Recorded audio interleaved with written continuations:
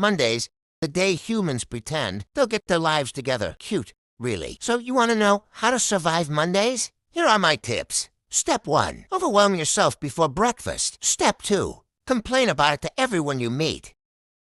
Keep complaining. My Monday agenda. Ruin something small. Then nap like nothing happened. Perfect balance. Remember, nothing today matters. So stretch. Find the warmest spot and nap it off. Mondays fade. Nap time lasts forever.